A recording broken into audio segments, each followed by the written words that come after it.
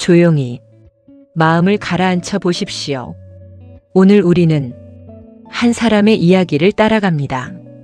그는 화려한 성공의 상징으로 기억되기보다 무너지는 시대 속에서도 자신을 잃지 않았던 사람으로 기억됩니다. 나라가 무너졌고 가족과 삶의 터전을 잃었으며 낯선 땅으로 끌려가 모든 것을 처음부터 다시 시작해야 했던 사람. 그러나 그는 절망 속에서 무너지지 않았습니다. 오히려 그 자리에서 더 선명하게 빛났습니다. 오늘 우리가 함께할 이야기는 다니엘의 이야기입니다. 이 이야기는 오래전 바벨론의 기록이지만 지금 이 시대를 살아가는 우리 모두의 이야기이기도 합니다. 세상은 끊임없이 우리에게 묻습니다. 타협할 것인가? 아니면 끝까지 자신을 지킬 것인가? 편한 길을 택할 것인가? 아니면 옳은 길을 걸을 것인가? 다니엘은 그 질문 앞에서 분명한 답을 내놓았습니다. 그리고 그의 선택은 역사를 바꾸었습니다. 이제 그 깊은 여정을 천천히 시작해 보겠습니다. 1장 모든 것을 잃은 날, 예루살렘의 하늘이 어둡게 내려앉았습니다. 성벽은 무너졌고 사람들의 비명은 도시 전체를 뒤덮었습니다. 강대국 바벨론이 유다를 침략한 것입니다. 사람들은 두려움 속에 떨었습니다. 자신들이 알고 있던 세상이 한순간에 무너져 내렸기 때문입니다. 그날 많은 젊은이들이 포로로 끌려갔습니다. 그들 가운데 다니엘이 있었습니다. 그는 젊었습니다. 똑똑했고 앞날이 기대되는 사람이었습니다. 하지만 전쟁은 그런 것을 묻지 않습니다. 미래도, 희망도, 계획도 한순간에 앗아갑니다.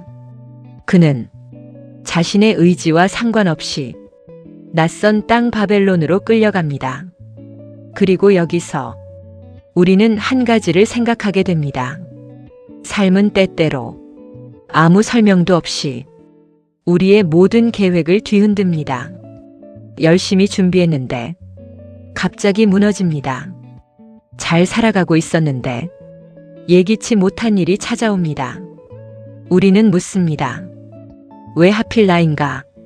왜 지금인가? 다니엘도 그 질문을 했을 것입니다.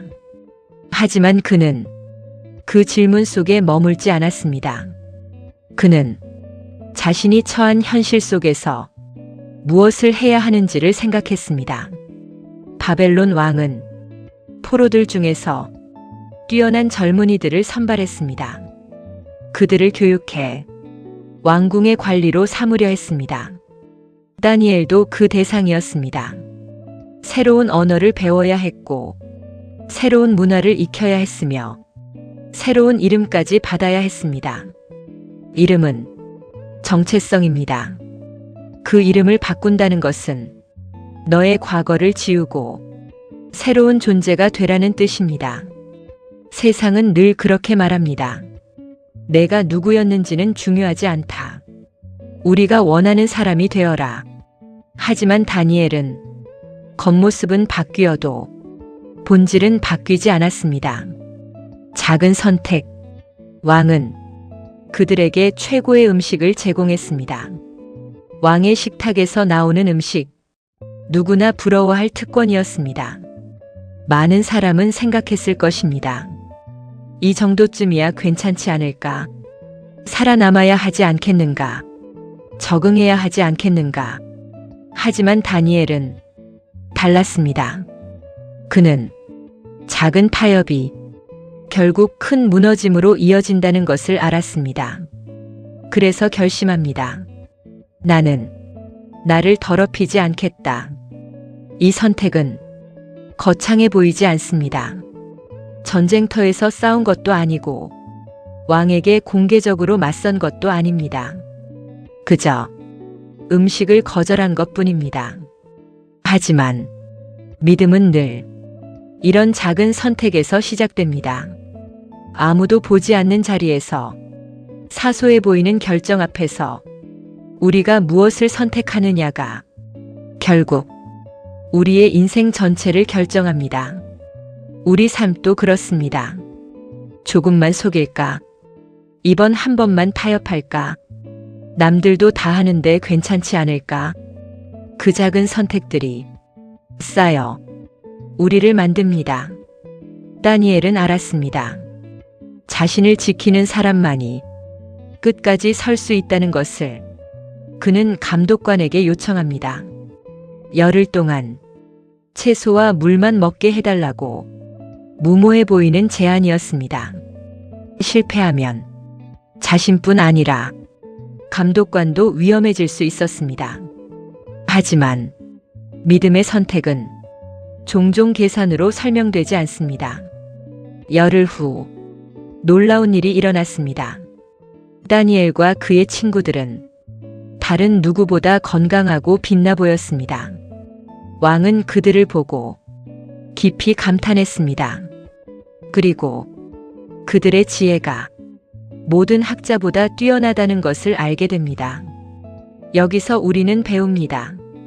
세상의 방식에 휩쓸리지 않아도 충분히 빛날 수 있다는 것을. 아니, 오히려 자신을 지킬 때 더 선명하게 빛난다는 것을.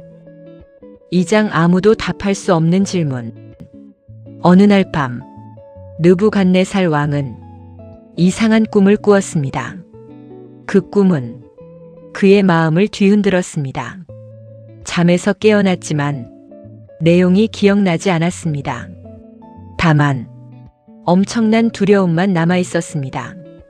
그는 학자들을 불렀습니다. 그리고 명령했습니다. 내 꿈이 무엇인지 말하고 그 뜻도 해석하라.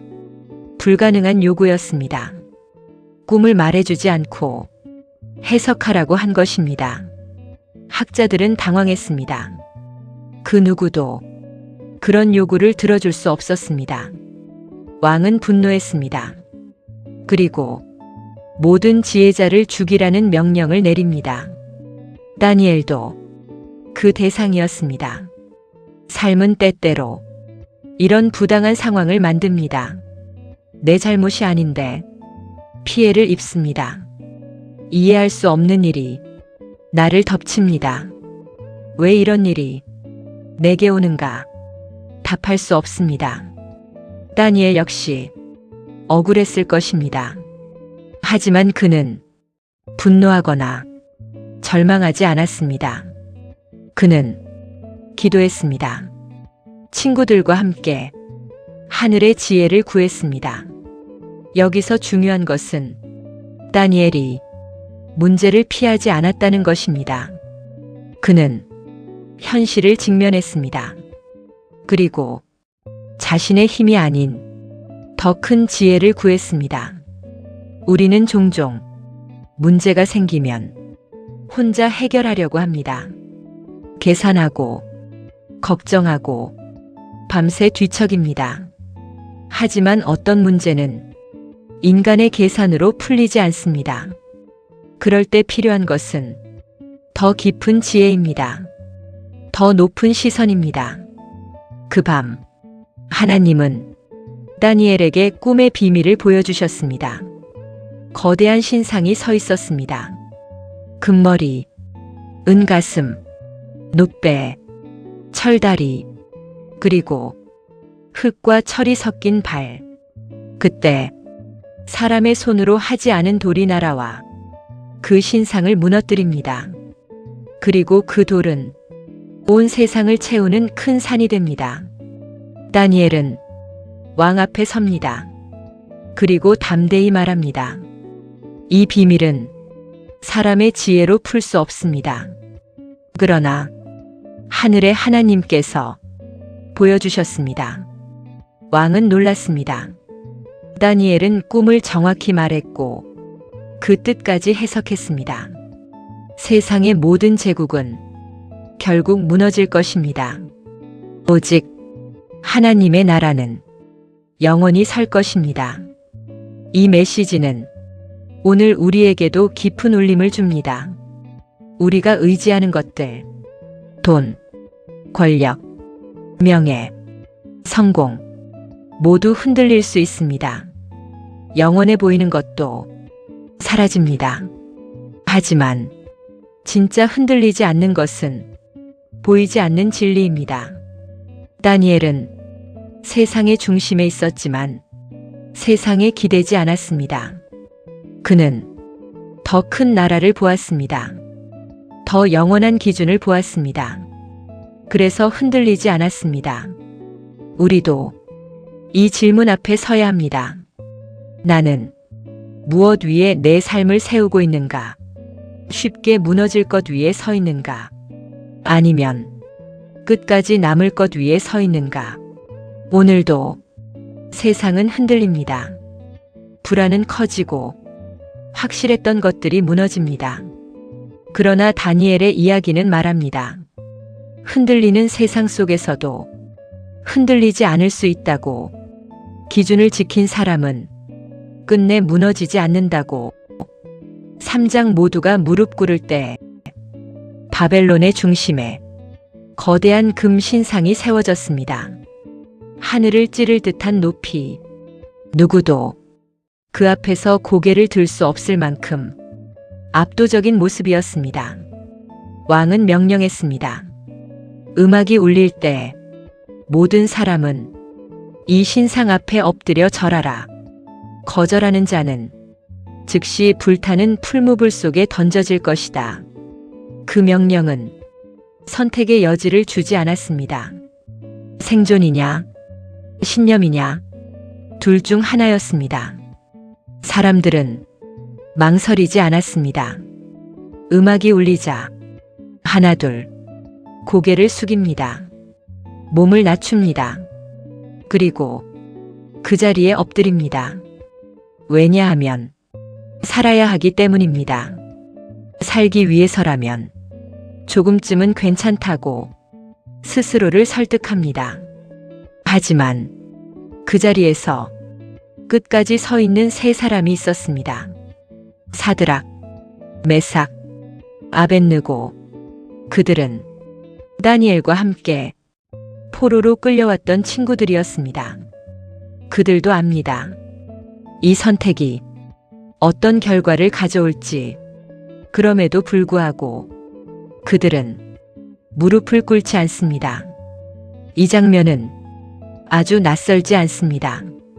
우리의 삶 속에서도 비슷한 순간이 있기 때문입니다.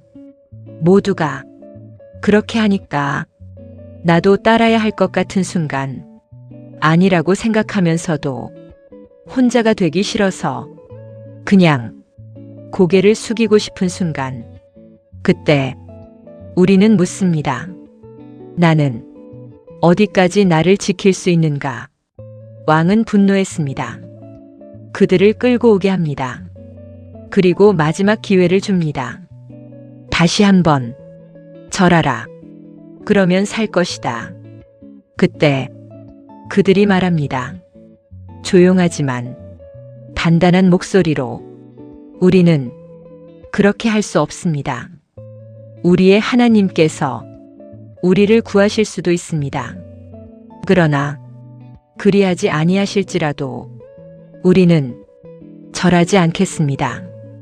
이 말은 믿음의 본질을 보여줍니다.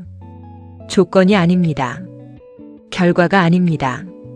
상황이 아닙니다.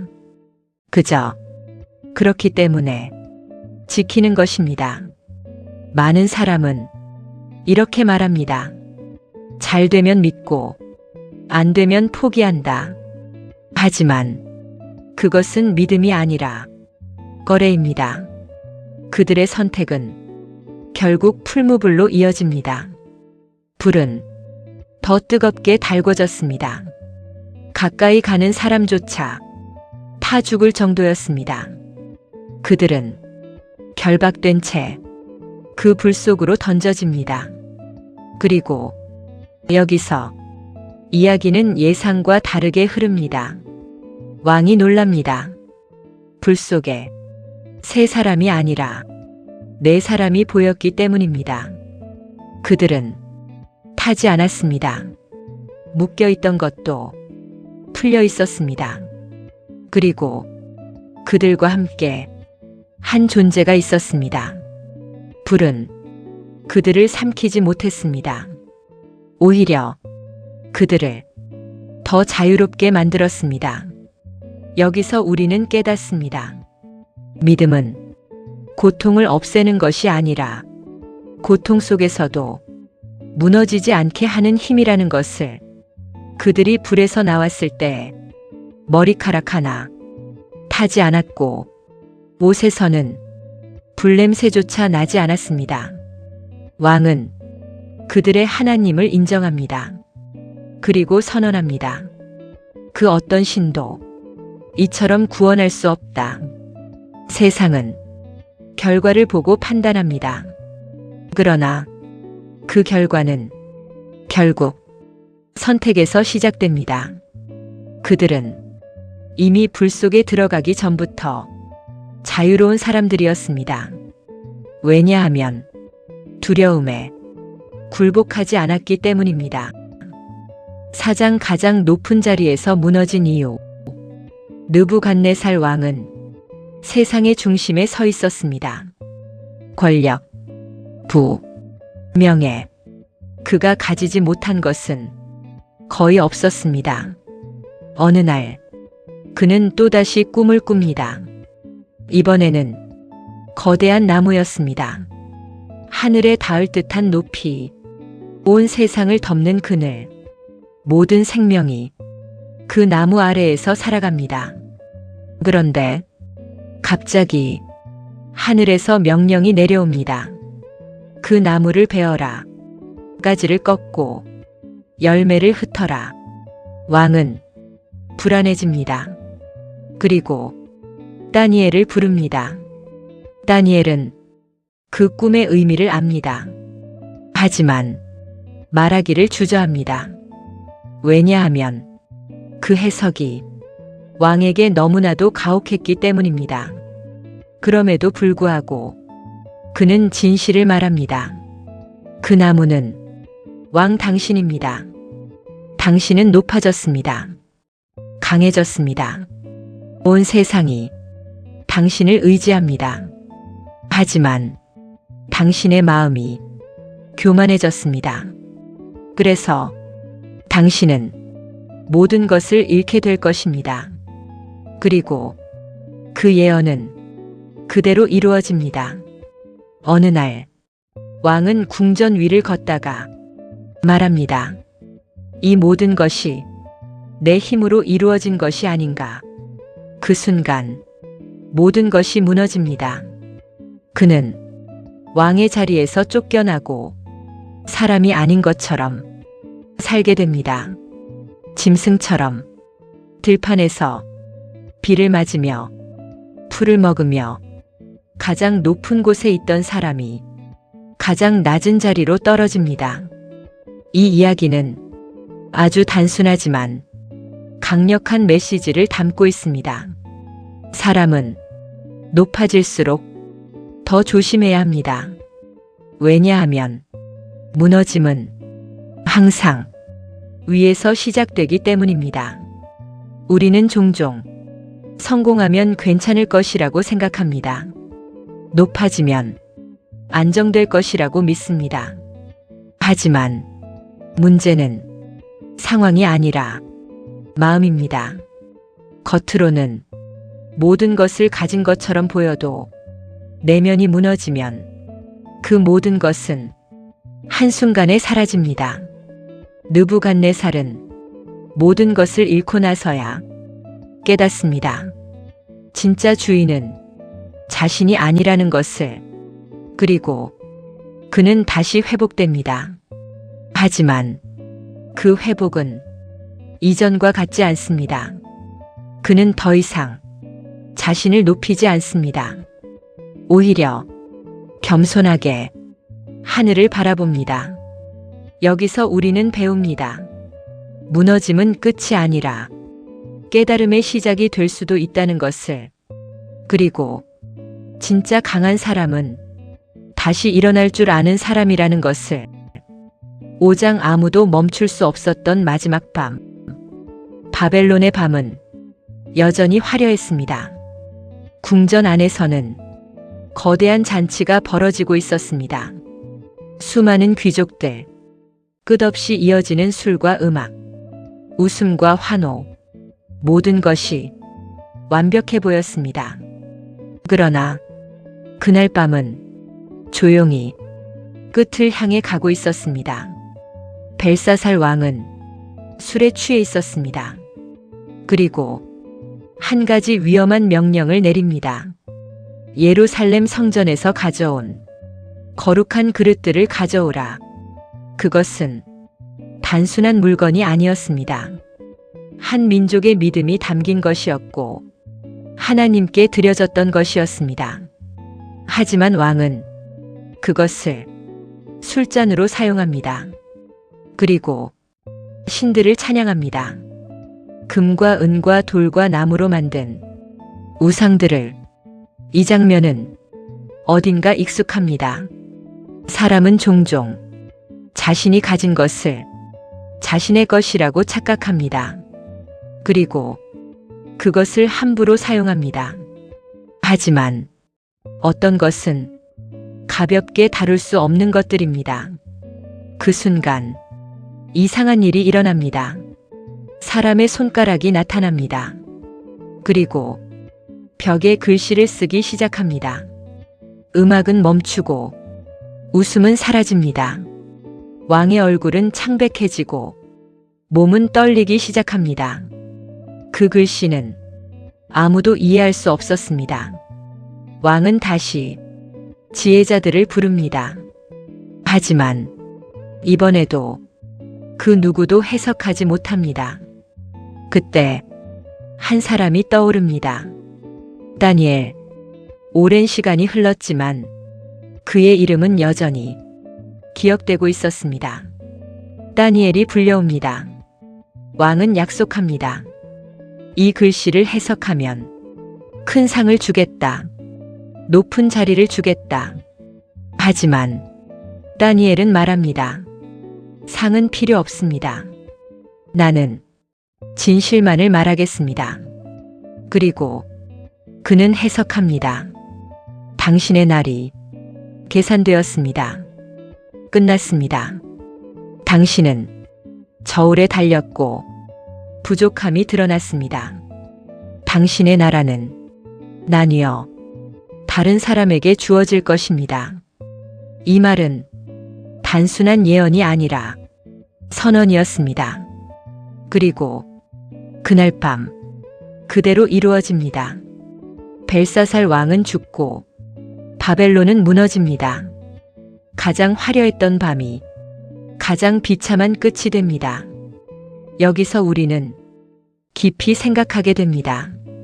겉으로 보이는 안정이 진짜 안정일까요? 웃고 있다고 해서 괜찮은 걸까요? 많은 사람은 무너지는 순간까지도 자신이 안전하다고 믿습니다.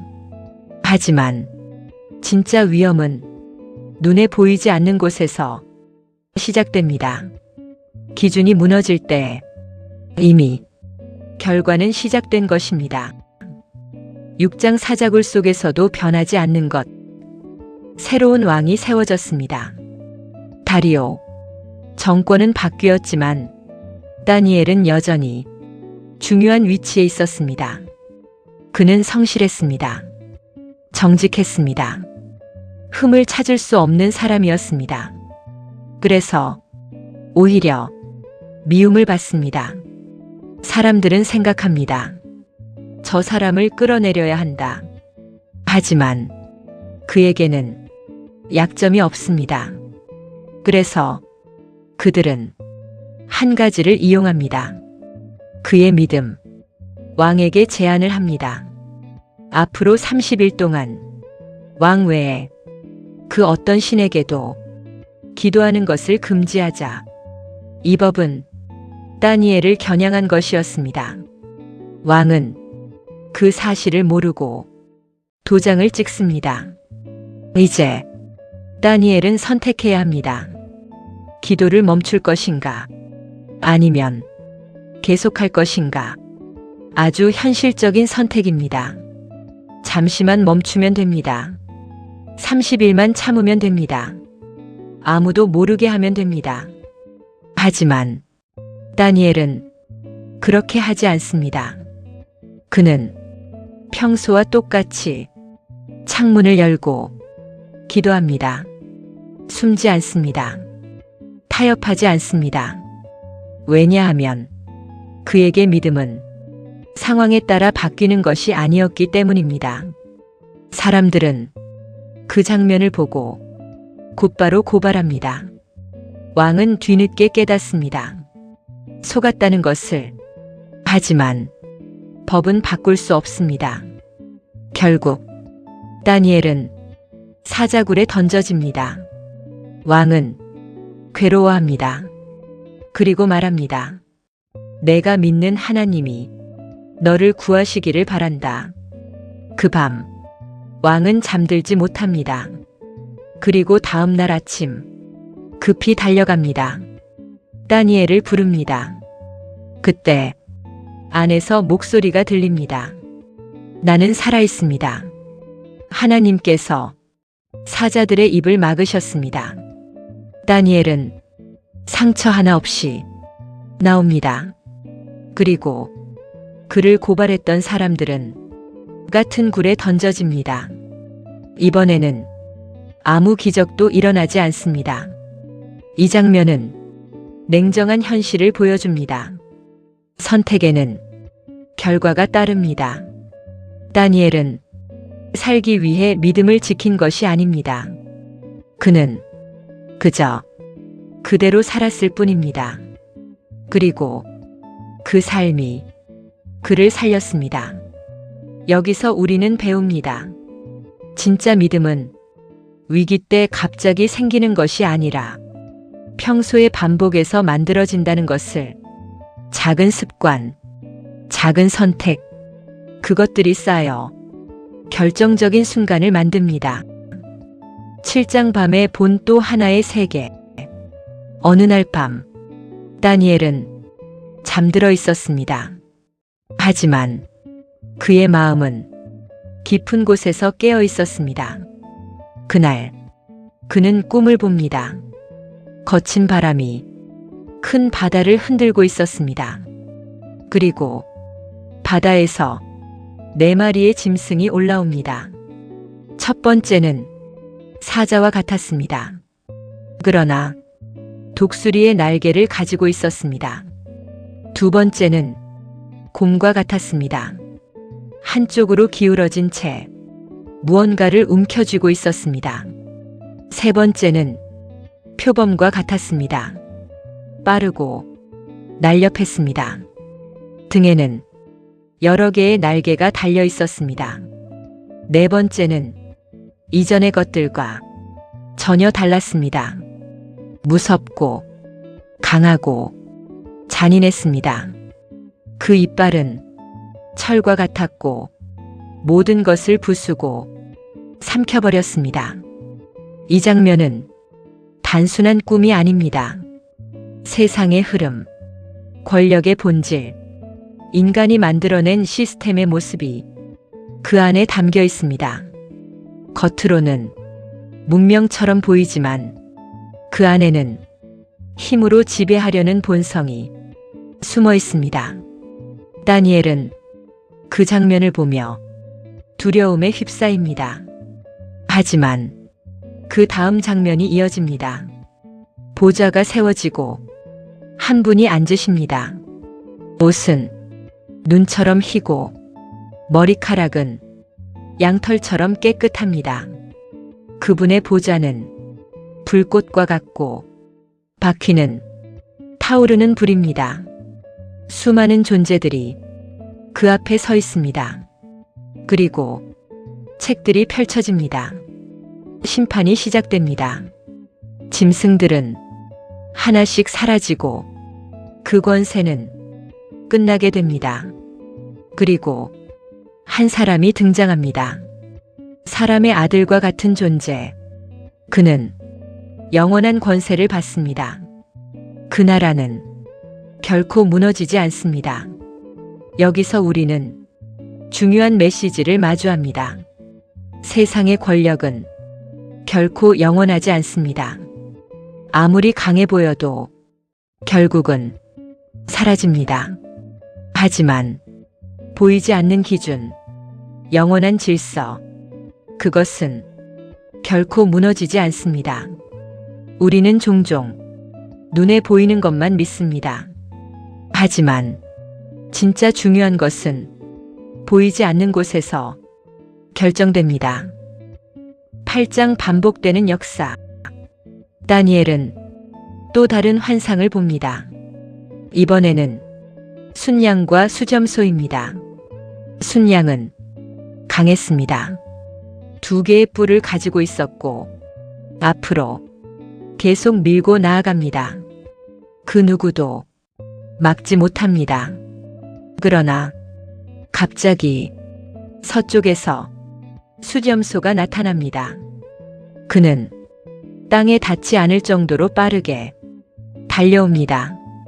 그리고 순양을 향해 돌진합니다. 충돌은 순식간이었습니다. 순양은 무너집니다. 하지만 수점소 역시 영원하지 않습니다. 가장 강해 보이던 순간 그 뿔이 부러지고 다른 뿔들이 그 자리를 대신합니다. 이 환상은 역사의 반복을 보여줍니다. 강한 나라가 약한 나라를 무너뜨리고 그 강한 나라도 또 다른 강함에 의해 무너집니다. 끝없는 순환입니다. 여기서 우리는 깨닫습니다. 세상은 끊임없이 바뀝니다. 지금의 안정도 영원하지 않습니다. 그래서 우리는 변하지 않는 것을 붙잡아야 합니다. 9장 무너진 자리에서 시작된 기도. 시간이 흐르고 다니엘은 나이가 들었습니다. 그는 책을 펼칩니다. 예레미야의 기록. 거기에는 한 가지 약속이 있었습니다. 포로 생활은 영원하지 않다. 정해진 시간이 지나면 회복될 것이다. 다니엘은 그 사실을 깨닫습니다. 그리고 기도하기 시작합니다. 그 기도는 요청이 아니라 고백이었습니다. 우리가 잘못했습니다. 우리가 길을 잃었습니다. 우리가 기준을 놓쳤습니다. 그는 자신의 죄만 말하지 않습니다. 민족 전체의 잘못을 함께 끌어안습니다. 이 기도는 겸손합니다. 변명하지 않습니다. 책임을 회피하지 않습니다. 그저 있는 그대로를 인정합니다. 그리고 자비를 구합니다. 여기서 우리는 중요한 태도를 배웁니다. 진짜 변화는 문제를 인정하는 순간부터 시작된다는 것. 많은 사람은 상황을 탓합니다. 환경을 탓합니다. 다른 사람을 탓합니다. 하지만 변화는 그 자리에서 멈춰버립니다. 다니엘은 그 길을 선택하지 않았습니다. 그는 자신부터 돌아봅니다. 그리고 그 기도는 응답을 받습니다. 미래에 대한 깊은 계획이 그에게 주어집니다. 그 계획은 단순한 회복이 아니라 더 큰 이야기였습니다. 여기서 우리는 깨닫습니다. 기도는 현실을 바꾸기 전에 먼저 우리 자신을 바꾼다는 것을, 그리고 바뀐 시선이 새로운 길을 보게 만든다는 것을. 10장 보이지 않는 전쟁. 시간이 더 흘렀습니다. 다니엘은 이제 늙었습니다. 그러나 그의 마음은 여전히 깨어 있습니다. 어느 날 그는 깊은 슬픔 속에 들어갑니다. 이유를 명확히 설명할 수는 없지만 마음이 무겁습니다. 그래서 그는 금식하며 기도합니다. 하루, 이틀, 그리고 3주. 아무 일도 일어나지 않는 것처럼 보입니다. 기도해도 변화가 없는 것처럼 느껴지는 시간. 우리에게도 익숙한 순간입니다. 아무리 애써도 아무런 응답이 없는 것처럼 느껴질 때, 그때 많은 사람은 포기합니다. 하지만 다니엘은 멈추지 않습니다. 그리고 마침내 그에게 한 존재가 나타납니다. 그 모습은 빛처럼 빛나고 눈은 불꽃 같으며 목소리는 많은 물소리와 같습니다. 다니엘은 그 자리에서 힘을 잃고 쓰러집니다. 그 존재가 말합니다. 처음 기도한 날부터 너의 말은 들렸다. 하지만 오는 길이 막혀 있었다. 보이지 않는 세계에서 전쟁이 있었기 때문이다. 여기서 우리는 깊은 사실 하나를 마주합니다. 우리가 보는 것이 전부가 아니라는 것. 겉으로는 아무 일도 없는 것 같지만 보이지 않는 곳에서는 이미 치열한 싸움이 벌어지고 있을 수도 있습니다. 그래서 응답이 늦어지는 것처럼 보일 수도 있습니다. 하지만 그것은 무시된 것이 아니라 지연된 것일 뿐입니다. 다니엘은 그 사실을 듣고 다시 힘을 얻습니다. 그리고 끝까지 듣습니다. 11장 끝없이 반복되는 충돌. 그 이후로 이어지는 이야기는 전쟁과 갈등의 연속입니다. 왕이 일어나고, 왕이 무너지고, 나라가 세워지고, 나라가 사라집니다.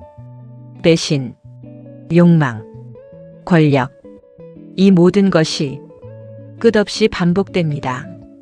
이 장은 읽는 사람을 지치게 할 수도 있습니다.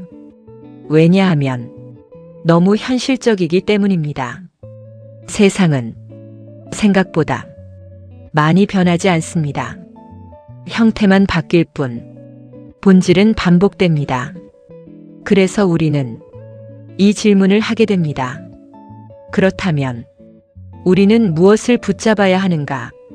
끊임없이 변하는 세상 속에서 변하지 않는 것은 무엇인가? 12장 끝까지 가는 사람. 마지막 장입니다. 혼란 속에서도 한 가지 약속이 주어집니다. 끝이 있다.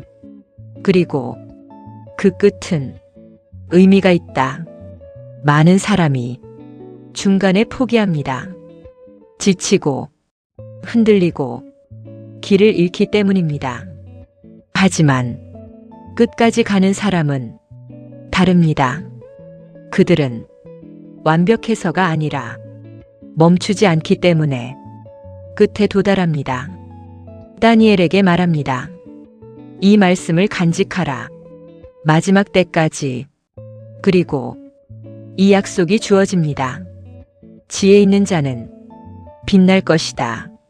많은 사람을 옳은 길로 인도한 자는 별처럼 영원히 빛날 것이다. 이것이 이긴 이야기의 마지막 메시지입니다. 성공이 아니라 영향입니다. 결과가 아니라 방향입니다. 얼마나 가졌는지가 아니라 어떤 기준으로 살았는가. 그것이 끝에서 드러납니다. 다니엘의 삶은 화려하지 않았습니다. 끊임없는 긴장 속에서, 흔들리는 시대 속에서 살아야 했습니다. 하지만 그는 끝까지 자신을 잃지 않았습니다. 그래서 그의 이야기는 지금까지도 남아 있습니다. 이 이야기를 여기까지 들으신 당신께 조용히 말을 건넵니다. 지금 당신의 삶은 어떤 방향으로 가고 있습니까? 흔들리는 세상 속에서 당신은 무엇을 기준으로 살아가고 있습니까? 사람들은 말합니다. 결과가 중요하다고, 성공이 전부라고. 하지만 시간이 지나면 그 많은 것들이 사라집니다. 남는 것은 단 하나입니다. 당신이 어떤 선택을 했는가? 아무도 보지 않는 순간에 당신이 어떤 사람이었는가? 다니엘은 특별한 능력보다 특별한 기준을 가진 사람이었습니다. 그래서 어떤 상황에서도 흔들리지 않았습니다. 당신도 그럴 수 있습니다. 완벽할 필요는 없습니다. 다만 멈추지 않으면 됩니다. 조금 느려도 괜찮습니다. 넘어져도 괜찮습니다. 다시 일어나면 됩니다. 그리고 계속 가면 됩니다. 이 이야기가 당신의 하루에 작은 기준이 되었기를 바랍니다. 당신이 어디에 있든 어떤 상황에 있든 이 한 가지는 잊지 않기를 바랍니다. 끝까지 가는 사람은 결국 빛나게 됩니다. 그리고 그 빛은 단순한 성공이 아니라 다른 사람을 비추는 빛이 됩니다. 만약 이 이야기가 당신의 마음에 조금이라도 남았다면 이 채널을 조용히 기억해 주세요. 우리는 이처럼 삶을 바꾸는 이야기들을 계속 전하려 합니다. 당신이 지칠 때, 당신이 흔들릴 때 다시 돌아와 잠시 쉬어갈 수 있는 그런 공간이 되고 싶습니다. 구독은 단순한 숫자가 아니라 이 여정을 함께하겠다는 작은 약속입니다. 좋아요는 이 이야기를 더 많은 사람에게 전하는 작은 빛이 됩니다. 그리고 당신의 시청은 이 이야기를 계속 이어가게 만드는 힘이 됩니다. 지금 이 순간 당신의 선택이 당신의 내일을 만듭니다. 그리고 그 선택이 모여 당신의 인생이 됩니다. 오늘도 당신은 잘 살아가고 있습니다. 그러니 조금 더 믿어도 괜찮습니다. 조금 더 걸어가도 괜찮습니다. 우리는 계속 이 길 위에서 만나게 될 것입니다. 감사합니다.